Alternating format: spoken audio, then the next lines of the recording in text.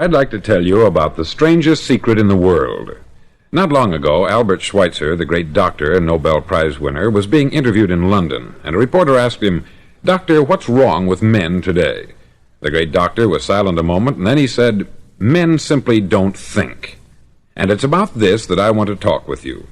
We live today in a golden age. This is an era that man has looked forward, dreamed of, and worked toward for thousands of years. But since it's here, we pretty well take it for granted. We in America are particularly fortunate to live in the richest land that ever existed on the face of the earth, a land of abundant opportunity for everyone. But do you know what happens? Let's take 100 men who start even at the age of 25. Do you have any idea what will happen to those men by the time they're 65?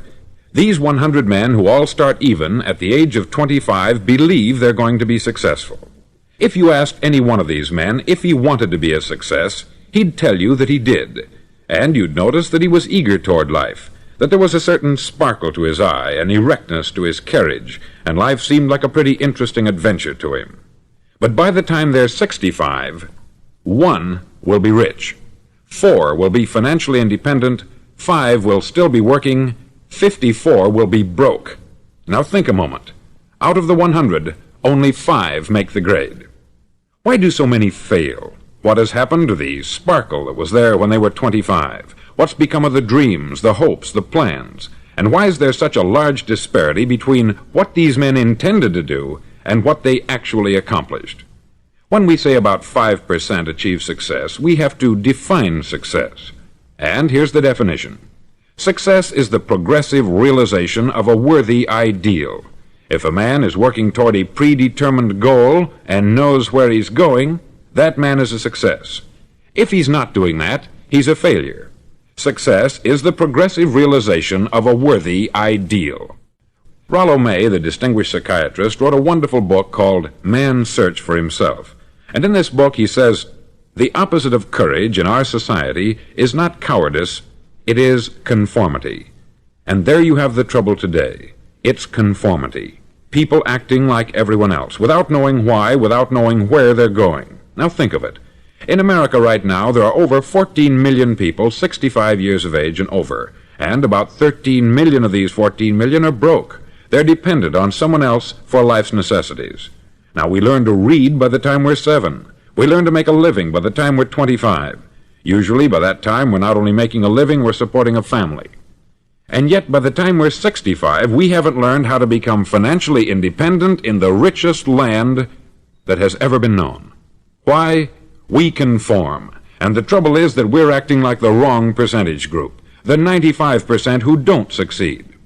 Now, why do these people conform? Well, they don't know, really. These people believe that their lives are shaped by circumstances, by things that happen to them, by exterior forces. They're outer-directed people. A survey was made one time that covered a lot of men, working men, and these men were asked this question. Why do you work? Why do you get up in the morning? 19 out of 20 had no idea. If you ask them, they'll say, everyone goes to work in the morning. And that's the reason they do it, because everyone else is doing it. Now let's get back to our definition of success. Who succeeds? The only man who succeeds is the man who is progressively realizing a worthy ideal. He's the man who says, I'm going to become this, and then begins to work toward that goal. I'll tell you who the successful people are.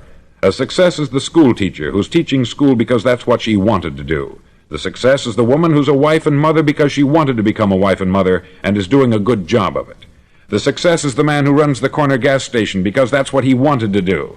The success is the successful salesman who wants to become a top-notch salesman and grow and build with his organization.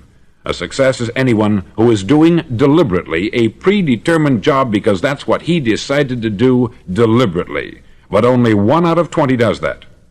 That's why today there isn't really any competition, unless we make it for ourselves. Instead of competing, all we have to do is create. Now, for 20 years, I looked for the key which would determine what would happen to a human being. Was there a key, I wanted to know, which would make the future a promise that we could foretell to a large extent? Was there a key that would guarantee a person's becoming successful if he only knew about it and knew how to use it? Well, there is such a key, and I've found it. Have you ever wondered why so many men work so hard and honestly without ever achieving anything in particular, and others don't seem to work hard and yet seem to get everything? They have the magic touch. You've heard them say that about someone. Everything he touches turns to gold. And have you ever noticed that a man who becomes successful tends to continue to become successful, and on the other hand, have you noticed how a man who is a failure tends to continue to fail? It's because of goals. Some of us have them, some don't. People with goals succeed because they know where they're going. Now think of a ship leaving a harbor, and think of it with the complete voyage mapped out and planned. The captain and crew know exactly where it's going and how long it will take. It has a definite goal. 9,999 times out of 10,000 it will get to where it started out to get. Now let's take another ship, just like the first, only let's not put a crew on it, or a captain at the helm. Let's give it no aiming point, no goal, no destination. We just start the engines and let it go. I think you'll agree with me that if it gets out of the harbor at all, it will either sink or wind up on some deserted beach a derelict. It can't go any place because it has no destination and no guidance. It's the same with a human being. Take the salesman, for example. There is no other person in the world today with the future of a good salesman. Selling is the world's highest paid profession, if we're good at it and if we know where we're going. Every company needs top-notch salesmen, and they reward those men. The sky is the limit for them. But how many can you find? Someone once said, the human race is fixed, not to prevent the strong from winning, but to prevent the weak from losing. The American economy today can be likened to a convoy in time of war. The entire economy is slowed down to protect its weakest link, just as the convoy had to go at the speed that would permit its slowest vessel to remain in formation. That's why it's so easy to make a living today. It takes no particular brains or talent to make a living and support a family today, so we have a plateau of so-called security, if that's what a person's looking for. But we do have to decide how high above this plateau we want to aim for. Now let's get back to the strangest secret in the world, the story that I wanted to tell you today. Why do men with goals succeed in life, and men without them fail? Well, let me tell you something which, if you really understand it, will alter your life immediately. If you understand completely what I'm going to tell you from this moment on, your life will never be the same again. You'll suddenly find that good luck just seems to be attracted to you.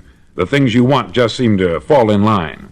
And from now on, you won't have the problems, the worries, the gnawing lump of anxiety that perhaps you've experienced before. Doubt, fear, well, they'll be things of the past. Here's the key to success, and the key to failure. We become what we think about. Now let me say that again. We become what we think about. Throughout all history, the great wise men and teachers, philosophers and prophets have disagreed with one another on many different things. It is only on this one point that they are in complete and unanimous agreement. Listen to what Marcus Aurelius, the great Roman emperor, said. He said, "A man's life is what his thoughts make of it." Disraeli said this, "Everything comes if a man will only wait. I have brought myself by long meditation to the conviction that a human being with a settled purpose must accomplish it, and that nothing can resist a will that will stake even existence for its fulfillment." Ralph Waldo Emerson said this, "A man is what he thinks about all day long." William James said, "The greatest discovery of my generation is that human beings can alter their lives by altering their attitudes of mind." And he also said, "We need only in cold blood act as if the thing in question were real, and it will become infallibly real by growing into such a connection with our life that it will become real. It will become so knit with habit and emotion that our interest in it will be those which characterize belief." He also said this, "If you only care enough for a result, you will almost certainly attain it. If you wish to be rich, you will be rich. If you wish to be learned, you will be learned. If you wish to be good, you will be good. Only you must then really wish these things, and wish them exclusively, and not wish at the same time 100 other incompatible things just as strongly." In the Bible you read, in Mark 9:23, "If thou canst believe, all things are possible to him that believeth." Dr. Norman Vincent Peale said this, "This is one of the greatest laws in the universe. Fervently do I wish I had discovered it as a very young man. It dawned upon me much later in life, and I've found it to be one of the greatest, if not my greatest discovery outside of my relationship to God. And the great law, briefly and simply stated, is that if you think in negative terms, you'll get negative results. If you think in positive terms, you will achieve positive results. That is the simple fact which is at the basis of an astonishing law of prosperity and success. In 3 words, believe and succeed. William Shakespeare put it this way: "Our doubts are traitors, and make us lose the good we oft might win by fearing to attempt." George Bernard Shaw said, "People are always blaming their circumstances for what they are. I don't believe in circumstances. The people who get on in this world are the people who get up and look for the circumstances they want, and if they can't find them, make them." Well, it's pretty apparent, isn't it? And every person who discovered this for a while believed that he was the first one to work it out. We become what we think about. Now, it stands to reason that a person who's thinking about a concrete and worthwhile goal is going to reach it, because that's what he's thinking about. And we become what we think about. Conversely, the man who has no goal, who doesn't know where he's going, and whose thoughts must therefore be thoughts of confusion and anxiety and fear and worry, becomes what he thinks about. His life becomes one of frustration, fear, anxiety, and worry. And if he thinks about nothing, he becomes nothing. Now, how does it work? Why do we become what we think about? Well, I'll tell you how it works as far as we know. Now, to do this, I want to tell you about a situation that parallels the human mind. Suppose a farmer has some land, and it's good, fertile land. Now, the land gives the farmer a choice. He may plant in that land whatever he chooses. The land doesn't care. It's up to the farmer to make the decision. Now, remember, we're comparing the human mind with the land, because the mind, like the land, doesn't care what you plant in it. It will return what you plant, but it doesn't care what you plant.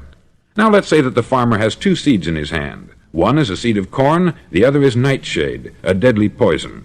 He digs 2 little holes in the earth, and he plants both seeds, one corn, the other nightshade. He covers up the holes, waters, and takes care of the land, and what will happen? Invariably, the land will return what is planted. As it's written in the Bible, "As ye sow, so shall ye reap."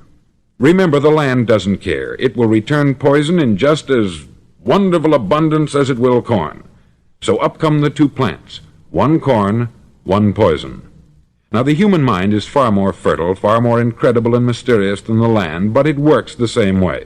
It doesn't care what we plant. Success, failure. A concrete, worthwhile goal, or confusion, misunderstanding, fear, anxiety, and so on. But what we plant, it will return to us. You see, the human mind is the last great unexplored continent on the earth. It contains riches beyond our wildest dreams. It will return anything we want to plant. Now, you might say, well, if that's true, why don't people use their minds more? Well, I think they've figured out an answer to that, too. Our mind comes as standard equipment at birth. It's free, and things that are given to us for nothing we place little value on.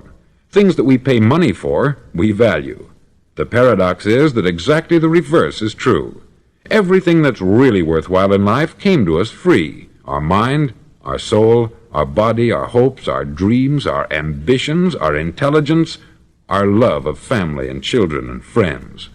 All these priceless possessions are free, but the things that cost us money are actually very cheap and can be replaced at any time. A good man can be completely wiped out and make another fortune. He can do that several times. Even if our home burns down, we can rebuild it, but the things we got for nothing, we can never replace. The human mind isn't used merely because we take it for granted. Familiarity breeds contempt. It can do any kind of job we assign to it, but generally speaking, we use it for little jobs instead of big important ones. Universities have proved that most of us are operating on about 10% of our abilities. Decide now, what is it you want? Plant your goal in your mind. It's the most important decision you'll ever make in your entire life. Do you want to be an outstanding salesman, a better worker at your particular job? Do you want to go places in your company, in your community? All you've got to do is plant that seed in your mind. Care for it. Work steadily toward your goal, and it will become a reality. It not only will, there's no way that it cannot. You see, that is a law, like the laws of Sir Isaac Newton, the laws of gravity. If you get on top of a building and jump off, you'll always go down. You'll never go up. And it's the same with all the other laws of nature. They always work. They're inflexible. Think about your goal in a relaxed, positive way. Picture yourself in your mind's eye as having already achieved this goal. See yourself doing the things you will be doing when you've reached your goal. Ours has been called the phenobarbital age, the age of ulcers and nervous breakdowns. At a time when medical research has raised us to a new plateau of good health and longevity, far too many of us worry ourselves into an early grave trying to cope with things in our own little personal ways, without learning a few great laws that will take care of everything for us. These things we bring on ourselves through our habitual way of thinking. Every one of us is the sum total of his own thoughts. He is where he is because that is exactly where he really wants to be, whether he'll admit that or not. Each of us must live off the fruit of his thoughts in the future, because what you think today and tomorrow, next month and next year, will mold your life and determine your future. You're guided by your mind. I remember one time I was driving through Arizona and I saw one of those giant earth-moving machines roaring along the road at about 35 miles an hour with what looked like 20 tons of dirt in it, a tremendous, incredible machine, and there was a little man perched way up on top with the wheel in his hands guiding it. And as I drove along, I was struck by the similarity of that machine to the human mind. Just suppose you're sitting at the controls of such a vast source of energy. Are you going to sit back and fold your arms and let it run itself into a ditch? Or are you going to keep both hands firmly on the wheel and control and direct this power to a specific, worthwhile purpose? It's up to you. You're in the driver's seat. You see, the very law that gives us success is a two-edged sword. We must control our thinking. The same rule that can lead a man to a life of success, wealth, happiness, and all the things he's ever dreamed of for himself and his family, that very same law can lead him into the gutter. It's all in how he uses it, for good or for bad. This is the strangest secret in the world. Now, why do I say it's strange, and why do I call it a secret? Actually, it isn't a secret at all. It was first promulgated by some of the earliest wise men, and it appears again and again throughout the Bible. But very few people have learned it, understand it. That's why it's strange, and why, for some equally strange reason, it virtually remains a secret. I believe that you could go out and walk down the main street of your town and ask one man after another what the secret of success is, and you probably wouldn't run into one man in a month who could tell you. Now, this information is enormously valuable to us, if we really understand it and apply it. It's valuable to us not only for our own lives, but the lives of those around us, our family, employees, associates, and friends.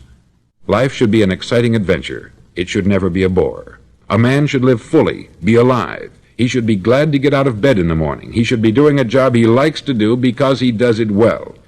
One time I heard Grove Patterson make a speech, the editor-in-chief of the Toledo Daily Blade, and as he concluded his speech, he said something that I've never forgotten. He said something like this: "My years in the newspaper business have convinced me of several things, among them that people are basically good, and that we came from someplace, and we're going someplace. So we should make our time here an exciting adventure. The architect of the universe didn't build a stairway leading nowhere." And the greatest teacher of all, the carpenter from the plains of Galilee, gave us the secret time and time again. "As ye believe, so shall it be done unto you." I've explained the strangest secret in the world and how it works. Now I want to explain how you can prove to yourself the enormous returns possible in your own life by putting this secret to a practical test. I want you to make a test that will last 30 days. Now, it isn't going to be easy. If you'll give it a good try, it will completely change your life for the better. Back in the 17th century, Sir Isaac Newton, the English mathematician and natural philosopher, gave us some natural laws of physics which apply as much to human beings as they do to the movement of bodies in the universe. Now, one of these laws is that for every action, there is an equal and opposite reaction. Simply stated, as it applies to you and me, it means we can achieve nothing without paying the price. The results of your 30-day experiment will be in direct proportion to the effort you put forth. To be a doctor, you must pay the price of long years of difficult study. to be successful in selling, and remember that each of us succeeds to the extent of his ability to sell, selling our families on our ideas, selling education in schools, selling our children on the advantages of living the good and honest life, selling our associates and employees on the importance of being exceptional people, to, of course, the profession of selling itself. But to be successful in selling our way to the good life, we must be willing to pay the price. Now, what is that price? Well, it's many things. First, it's understanding emotionally, as well as intellectually, that we literally become what we think about, that we must control our thoughts if we're to control our lives. It's understanding fully that, as ye sow, so shall ye reap.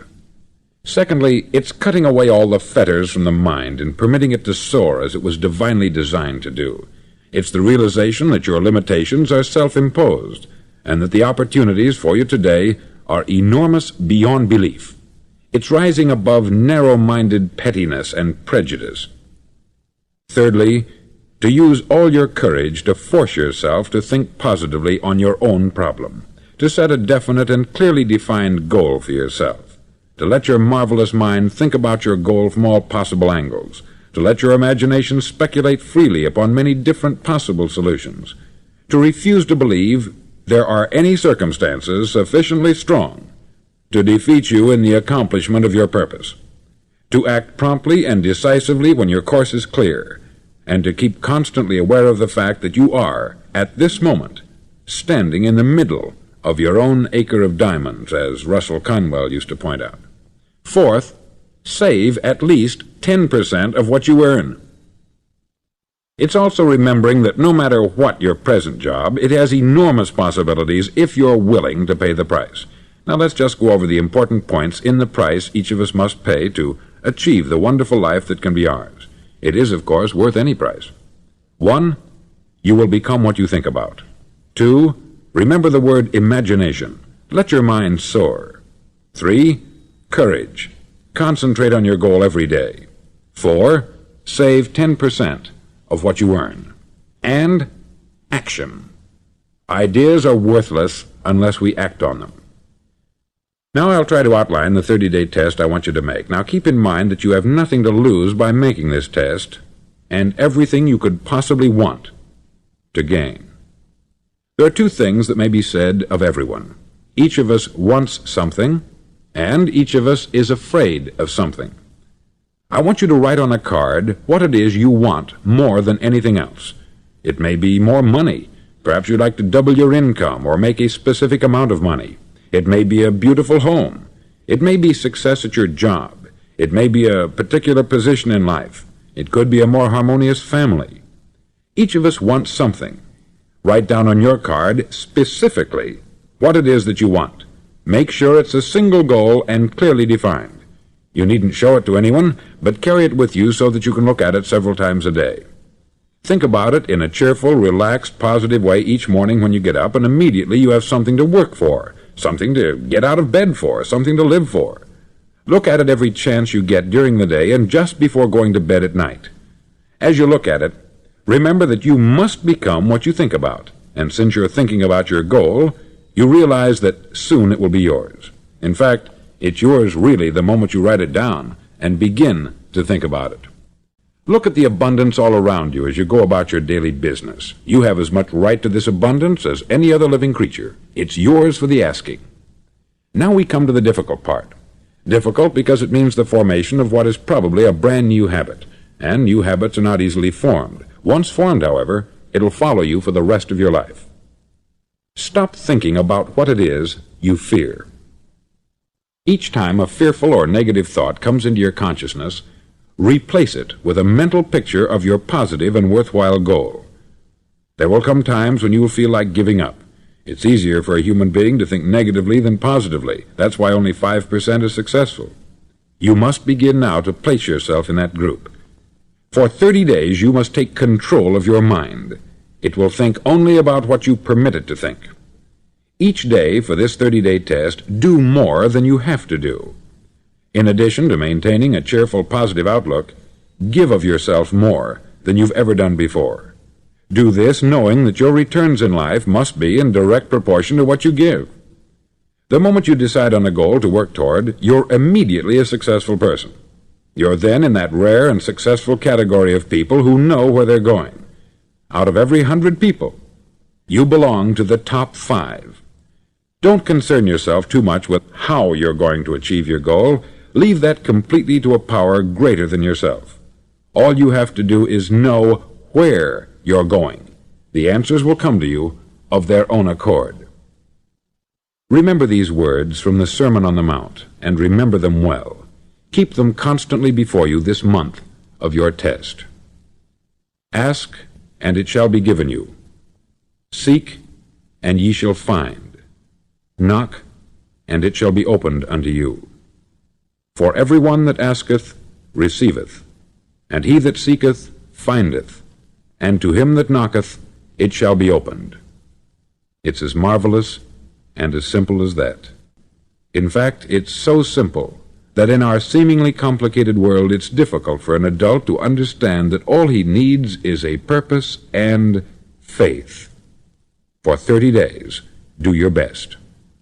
If you're a salesman, go at it as you've never done before, not in hectic fashion, but with the calm, cheerful assurance that time well spent will give you the abundance in return you deserve and want. No matter what your job, do it as you've never done it before for 30 days. And if you've kept your goal before you every day, you'll wonder and marvel at this new life you've found. Dorothea Brand, outstanding editor and writer, discovered it for herself and tells about it in her fine book, Wake Up and Live. Her entire philosophy is reduced to the words, act as though it were impossible to fail. She made her own test with sincerity and faith, and her entire life was changed to one of overwhelming success. Now you make your test for 30 full days. Don't start your test until you've made up your mind to stick with it. You see, by being persistent, you're demonstrating faith. Persistence is simply another word for faith. If you didn't have faith, you would never persist. If you should fail during your first 30 days, by that I mean suddenly find yourself overwhelmed by negative thoughts, you've got to start over again from that point and go 30 more days. Gradually your new habit will form until you find yourself one of that wonderful minority to whom virtually nothing is impossible. Don't forget the card. It's vitally important as you begin this new way of living. On one side of the card, write your goal, whatever it may be. On the other side, write the words we've quoted from the Sermon on the Mount. Ask, and it shall be given you. Seek, and ye shall find. Knock, and it shall be opened unto you. Nothing great was ever accomplished without inspiration. See that during these crucial first 30 days, your own inspiration is kept at a peak. Above all, don't worry. Worry brings fear, and fear is crippling. The only thing that can cause you to worry during your test is trying to do it all yourself. Know that all you have to do is hold your goal before you. Everything else will take care of itself. Remember also to keep calm and cheerful. Don't let petty things annoy you and get you off course. Now, since making this test is difficult, some may say, well, why should I bother? Well, look at the alternative. No one wants to be a failure. No one really wants to be a mediocre individual. No one wants a life constantly filled with worry, fear, and frustration. Therefore, remember that you must reap that which you sow. If you sow negative thoughts, your life will be filled with negative things. If you sow positive thoughts, your life will be cheerful, successful, and positive. Now, gradually, you will have a tendency to forget what you've heard on this record. Play it often. Keep reminding yourself of what you must do to form this new habit. Gather your whole family about and listen to what's been said here at regular intervals. You know, most men will tell you that they want to make money without understanding the law. The only people who make money work in the mint. The rest of us must earn money. This is what causes those who keep looking for something for nothing or a free ride to fail in life. The only way to earn money is by providing people with services or products which are needed and useful. We exchange our product or service for the other man's money. Therefore, the law is that our financial return will be in direct proportion to our service. Success is not the result of making money. Making money is the result of success, and success is in direct proportion to our service. Most people have this law backwards. They believe that you're successful if you earn a lot of money. The truth is that you can only earn money after you're successful. It's like the story of the man who sat in front of the stove and said to it, "Give me heat, and then I'll add the wood." How many men and women do you know, or do you suppose there are today, who take the same attitude toward life? There are millions. We've got to put the fuel in before we can expect heat. Likewise, we've got to be of service first before we can expect money. Don't concern yourself with the money. Be of service. Build, work, dream, create. Do this, and you'll find there's no limit to the prosperity and abundance that will come to you. Prosperity is founded upon a law of mutual exchange. Any person who contributes to prosperity must prosper in turn himself. Sometimes the return will not come from those you serve, but it must come to you from someplace, for that is the law. For every action, there is an equal and opposite reaction. As you go daily through your 30-day test period, remember that your success will always be measured by the quality and quantity of service you render, and money is a yardstick for measuring this service. No man can get rich himself unless he enriches others. There are no exceptions to a law. You can drive down any street in America and from your car estimate the service that's being rendered by the people living on that street. Had you ever thought of this yardstick before? It's interesting. Some, like ministers and priests and other devoted people, measure their returns in the realm of the spiritual, but again, their returns are equal to their service. Once this law is fully understood, any thinking person can tell his own fortune. If he wants more, he must be of more service to those from whom he receives his return. If he wants less, he has only to reduce this service. This is the price you must pay for what you want. If you believe you can enrich yourself by deluding others, you can only end by deluding yourself. It may take some time, but just as surely as you breathe, you'll get back what you put out. Don't ever make the mistake of thinking you can avert this. It's impossible. The prisons and the streets where the lonely walk are filled with people who tried to make new laws just for themselves. We may avoid the laws of man, but there are greater laws that cannot be broken. An outstanding medical doctor recently pointed out 6 steps that will help you realize success. 1. Set yourself a definite goal. 2. Quit running yourself down. 3. Stop thinking of all the reasons why you cannot be successful, and instead think of all the reasons why you can. 4. Trace your attitudes back through your childhood and try to discover where you first got the idea you couldn't be a success, if that's the way you've been thinking. 5. Change the image you have of yourself by writing out a description of the person you would like to be. And 6. Act the part of the successful person you have decided to become. The doctor who wrote those words is a noted West Coast psychiatrist, David Harold Fink, M.D. Do what all experts since the dawn of recorded history have told you you must do. Pay the price by becoming the person you want to become. It's not nearly as difficult as living unsuccessfully. Make your 30-day test. Then repeat it. Then repeat it again. Each time it will become more a part of you until you'll wonder how you could ever have lived any other way. Live this new way, and the floodgates of abundance will open and pour over you more riches than you may have dreamed existed. Money? Yes, lots of it. But what's more important, you'll have peace. You'll be in that wonderful minority who lead calm, cheerful, successful lives. Start today. You have nothing to lose, but you have a life to win.